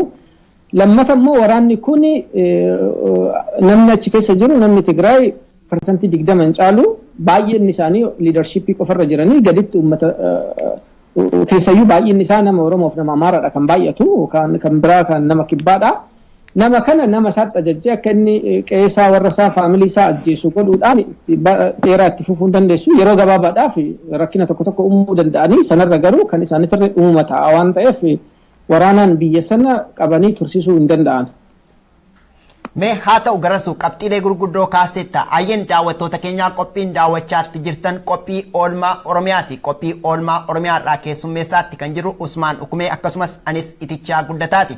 Gama ogummaaf teknikaan kan nu waliin jiru immoo Fuwaad Siraaji Oromiyaaf Oromoon maatti oolte kan jedhu odeeffannoo kutaalee garagaraarraa qabannee gaazixeessitoota keenyaan isiniin geenyerra. Amma immoo namni keessummaa godhannee haala qabatamatti keessummaa impaayera Itoophiyaa keessatti gaggeeffamaa jiru irratti haasofsiisaa jirru aktiivistii kan ta'ee fi itti siqinsaan waa'ee Oromoo fi Oromiyaa qorachaatti kan jiru Garasuu Tufaa waliin. Mee Garasuu qabxiilee ati kaaste keessaa egaa raafamni yookiis daddaaqamni guddaan akkasitti sirna wayyaanee keessatti gaggeeffamaatti akka jiru atiyyuu kaasteetta. Isa kana immoo namni kamillee hima taajjabaa hima arga. Haa ta'u marsaalee hawaasummaa irratti wantoota ati barreessite keessaa maddi odeeffannoo kee maali kamidha kan jedhu gaafachuun illee yoo hafe egaa ati nama Oromoon akka hayyuutti yookiis immoo akka aktiivistiitti bal'inaan si ilaaluudha. Haa ta'u garuu wantoota ati kaaste keessaa keessumaa kan ahannaa namoota baay'ee ta'e kan leellifannaa guddaa argatan tibba kana kan akka pirezidaantii bulchiinsa mootummaa naannoo Oromiyaa obbo Lammaa Magarsaa akkasumas Dr. Abiy Ahmed kaasteetta. Keessumaa isaan irratti waan akka aggaammii wayii jira kan jedhu tokko kaasteetta. Aggaammii kana kan raawwatan immoo garee basaasa yookiis immoo nageenya TPLF keessaa yookiis wayyaaneedha kan jedhu kaasteetta. Isa kana maarratti hundootee eeruu dandeesse yookiis immoo saaxiluu dandeesse. Mee isa kana nuuf himtaa laata? Hagamis wanti kun dhugaadha? Miseensota hogganoota olaanaa Oromiyaadha malee maqaa namoota ammaati kaaste kana miti kana achirratti maqaan namaa achirratti hin kaane maddi kiyya dhugaa akka ta'e homaa shakkiin qabu. Garuu eenyummaan nama irratti aggaamame sana asirratti hin kaasne anis waan natti himame hin jiru. Aggaammiin akkasii godhamaa jiru. Aggaammiin akkasii fuuldurarra itti fufuu akka danda'u sodaachisuudhaafis ta'uu danda'a, balaa uumuudhaafis ta'uu danda'a. Haga danda'anitti humna qaban hundaa sochoosanii humna tisaatis humna waraanaatis sochoosanii harka micciiranii bakka barbaadan sanatti geessuudhaaf tattaaffii akka godhataa jiran homaa gaaffiin qabu. Garuu tattaaffiin isaan godhaa jiran kun jara sana hin jabeessa malee duubatti waan deebisnatti fakkaatu duubatti deebiin waan isaan irraa argatan humtiyyuu hin jiraatu. Kanaafuu kuni uummatis jara waliin dhaabbatee aggaammiin kun aggaammii jara irratti qofa ta'aaf deemuu qofa miti. Jarri kun kan dhaamaa jiraniif bara dheeraa waliin hojjetaa turanii waliin turanii homaayyuu waan rakkoon akkanaa irra ga'e hin jiru. Amma waan uummati jedhu waan jechaa jiraniif sagalee uummataa waan dhagaa jiraniif balaan kun kan dhufe. Kanaaf balaan kun kan dhufaa jiru jara kanatti qofa hin taane uummatumatti jechaadha. Uummati qophaa'ee waan itti aanu kun gama biraatti hoggaa ce'ee waan sana warra isa waliin dhaabbatu kana waliin ka'ee falmisaa itti fufuu waan qabaatu natti fakkaata. Haa ta'u garasuu achumaan yaada kaaste keessatti egaa ati namoota maqaan dhahin garuu maqaan isaanii marsaalee hawaasummaa irra bal'inaan dubbifamaatti jira. Keessumaa egaa namoonnis waan shakkii qabaniif ta'uu ni mala. Yeroo darbee fudhachuu dandeenya. Fakkeenyaaf pirezidaantii bulchiinsa mootummaa naannoo Oromiyaa kan ta'ani obbo Alamaayyoo Atoomsaa qaama kamiin ta'uu baatus qaama addaadhaan akka ajjeechaan irratti raawwatedha yookiis namaadhaan akka ajjeechaan irratti raawwatedha summii haa ta'u malee. Meega haala qabatamatti yeroo ammaa jiru kana keessatti Oromoon biyya keessas ta'e biyya alaa jiru waan Oromoon itti aggaamu kana dhugoomsuuf maal gochuu qaba jettee dhaamta? Otoo akkam ta'e waan Oromoon itti aggaamu bilisummaan xumurama jettee yaadda akka ilma Oromoo tokkootti ati? Waan kan obbo Alamaayyoo irratti ta'e sana oduu anis akkas dhaga'ee jira. Garuu haalli yeroo sana tureef waan sun dhugaadhaa dhugaa miti waaqatu beekaa. Garuu haalli yeroo sana tureef amma jiru addadha. Jarri kun baay'een isaanii uummatatti gadi ba'anii waan uummati jedhu jechaa jiranii. Uummatis hagi tokko shakkus namni baay'een waan isaan jedhan kun fudhatee sochii adda addaa godhaa jira. Yoo waan isaan waan jedhan kanarraa kan kakka'e balaan irra ga'e uummati waliin dhaabbatuu qaba jedhee yaada. Isaaniif jecha qofa hin taane ofii jecha waliin dhaabbatuu qaba jechuun uummati Oromoo bifa adda addaatiin qabsoo yeroo dheeraadhaaf godhaa ture. Qabsoon yeroo dheeraadhaaf godhaa turame kun baay'een isaa qaamota mootummaa keessatti hirmaatanii alaan ta'e amma immoo qaamni mootummaa keessa jiru achuma keessa taa'ee qabsoo mataa isaa danda'e godhaa jira. Yeroon kun qabsoo Oromootiif opportunitii haaraa uume. Injifannoo haaraa dharreedha kuni qaamuma risoorsii mootummaa sana keessa jiru risoorsii uummata sanaa qaamotumti bifa ta'een qaama mootummaa sanaa ta'an waanuma uummati godhaa jiru sagalee uummati dhageessisaa jiru sochii uummati godhaa jiru waan jabeessoo godhaa jiraatan jara sana waliin dhaabbatanii jarrirree waan jedhaa jiran kana cichanii akka itti fufan uummatirree immoo waan duraan ala taa'ee qabsaa'u sana kanuma waliin walitti dabalamee uummattoota biraa waliin irree walii galee tokkummaa isaa eeggatee sochii isaa itti fufe waan barbaaduun argata jedhee amana. Dhumarratti garasuu kan si gaafachuu barbaadu haala amma argaa jirru kanaan ijibbaata dhumaa taasisaa jira mootummaan wayyaanee loltoota isaa gara Adaamaallee akka qobsiisee bakkeewwan hedduutti naannawa Bishooftuu akkasumas magaalaa Finfinnee fi naannawa magaalaa Finfinnee hedduurra akka qobsiisaa jiru odeeffannoon nu argataa jiru. Kuni ijibbaate isa dhumaatii kan jedhamutu odeeffannoo nu dhaqqabe. Yeroo fakkeenya wayyaaneen haala hojii koree raawwachiiftuu walgahii isaanii gaggeeffatanii deebaniin boodatti fakkeenyaaf kan daddaaqanii fi kufan ta'e eenyutu biyyattii san bulchaa uummanni Oromoo hoo qophii akkam qaba? Maal ilaalta kanarratti? Haalli kun akkamitti akka dhumatu namni beeku hin jiru. Haalli kun yoo isaan karaa humnaatti deemanii humni sun baay'ee isaanii waan hin baasneef kiraayisiin adda addaa uumamuu mala. Bifa kamiin akka dhumachuu danda'u bakka kana teenyee dubbatu nama rakkisaa. Garuu uummati bifa kamiin iyyuu dhumate akka miidhaan uummata bal'aarra hin geenye akka injifannoon uummati argate suni duubatti hin deebine akka qabsoo suni duubatti hin deebinetti bifa hundaan kan ala jirus kan keessa jirus of qopheessee sochii isarraa barbaachisu hundumaa godhuudhaan waan kun akka duubatti hin deebine irratti hojjetu waan qabu natti fakkaata. Haa ta'u garasu achuma irratti mee Usmaaniin qabeen tarii qabxiilee hedduu kaasteetta keessumaa tibba kana akka ilma Oromoo waa'ee Oromoo fi Oromiyaa quuqamuuf itti dhiyeenyaan hubachaa jirutti haalli amma irra jirru yookiis yeroon amma irra jirru kun baay'ee yaaddessaaf ulfaataa ta'uunsaa wal naman falmisiisu kutaalee Oromiyaa keessatti boo'icha gadda imimmaan guddaatu dhaga'amaa jira. Biyyoota alaattis haaluma kana fakkaatutu jira. Oromoon biyya keessas ta'e biyya alaa jiru dhimma kana akka xumuramuuf maal gochuu qaba jettee yaadda? Keessumaa haa fudhannu naannoo daangaa irratti kan ka'e walii wal qabatee uummata Somaaleef Oromoo walitti buusuun caalmaatti iyyuu babal'achaatti jira. Isa kanarratti garasuun yaada maalii qabda yookiis ejjennoo maalii qabda? Fakkeenyaaf ammati Oromiyaa Miidiyaa Neetwoorkiin dubbachaatti jirta.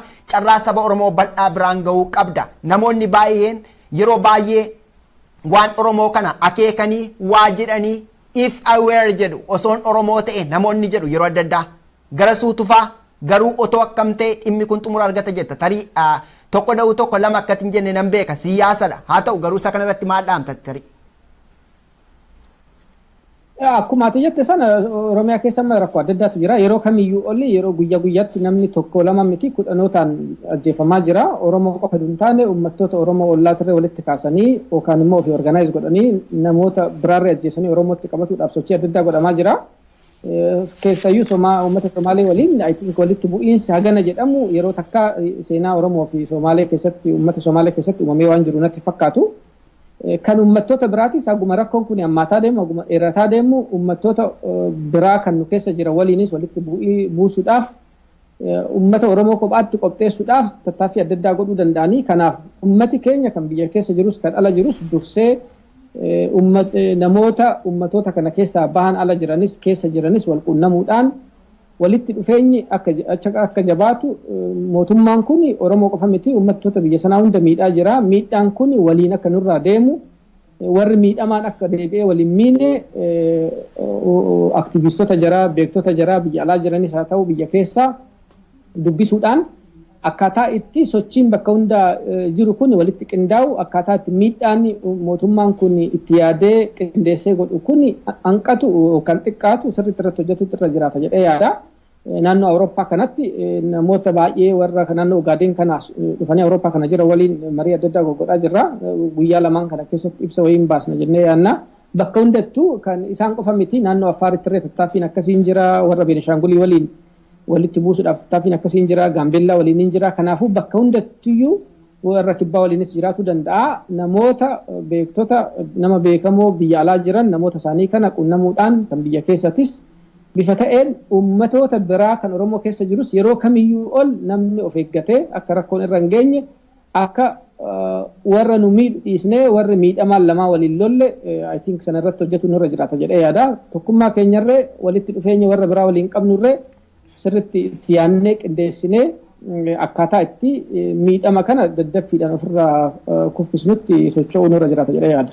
Gara fuula duraatti haala Oromoof Oromiyaa keessatti gaggeeffamaa jiru bal'inaan irratti kan mari'annu asumaan hawwii qaba. Egaa atis akka keessummaa keenya taatee dhiyaattus asumaan si hubachiisuu barbaada. Ammaaf haala oolmaa Oromiyaatii fi rakkoolee gaggeeffamaa jiru irratti yeroo kee fudhattee ibsanuu kenniteef hedduu galatoomii ulfaadhu. Ayyee ulfaadha sinirra. Egaan daawwattoota keenya oolmaa Oromiyaa odeeffannoolee hedduu qabannee dhiyaanne akka mata dureetti kan kaafne jalqaba irratti godina Harargee Bahaa aanaa Baabbilee fi akkasumas godina Harargee Lixaa aanaa Daaroo Laboo Hawwii Guddinaa fi Doobaa irratti lola gaggeeffamaa jiru. Kanaan wal qabatee ammoo mormiilee godina Qeellam Wallaggaa aanaa Shaakkisootii fi bakka hedduutti gaggeeffamaa jiru dabalatee magaalaa Mattuu keessattis guyyoota lamaaf mormii gaggeeffamaa jiraachuu isaati. Haaluma wal fakkaatuun ammoo magaalaa Hargeysaa Somaaliilaand irratti baqattoonni Oromoo rakkoo jajjabaa keessa jiraachuun odeeffannoolee oolmaa Oromiyaa har'aati. Egaa odeeffannoolee oolmaa Oromiyaa har'aa asumaan xumuruuf qophii irra jirra jechuudha. Gama kiyyaan ammoo annagatti isiniin jedha. Atoo maalitti dhaamta? Marree kanuma gaa ayyeen daawwattoota keenya oolmaa Oromiyaa har'aaf qabannee dhiyaanne kanumaan gammaa ture. Keessumaa haala qabatamatti Oromiyaa keessa jiru irratti ittaanaa dura taa'aa paartii koongireensii federaalistii Oromoo KFO kan ta'ani obbo Mulaatuu Gammachuu dubbisnes haala qabatamatti kutaalee Oromiyaa keessa jiru nuuf ibsaniiru. Keessumaa hooggantoonni paartii kanaa Dookter Mararaa Guddinaa, Barsiisaa Baqqalee Garbaa, Dajanee Xaafaa, Addisuu Bullaallaa akkasumas warreen biroo mana hidhaa keessatti wayita isaan gidirfamaatti jiran isaanis dhaamsa akka saba Oromoof qaban bal'inaan ibsaniiru. Namoonni egaa dhaamsa nama kanaa yookiis immoo itti aanaa paartii kanaa ta'e dhageessanii akka hojiirra oolchitan gamanumaan dhaamsa qophii keenyaa ta'uu isin beeksisna. Qophii oolmaa Oromiyaa keessummeessuun kan si waliin turre an itichaa guddataati. Gama ogummaaf teknikaan kan waliin ture Fuad Siraaj akkasumas Usmaanis na waliin tureera. Hayyuu godhannee yookiis immoo dhimma kanarratti ibsa yookiis xiinxala kanuuf kennuuf kan nuun dhiyeessines aktiivist Garasuu Tufaati. Waan